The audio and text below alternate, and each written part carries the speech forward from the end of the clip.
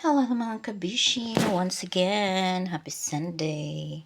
Ito pala yung aking gawang cake for today. Ito ang ating design para sa aking isang kumaring magbe-birthday.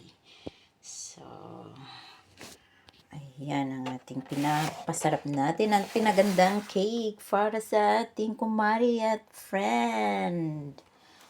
So, ang ating flavor nito ay obi. Ang ating bestseller na cake.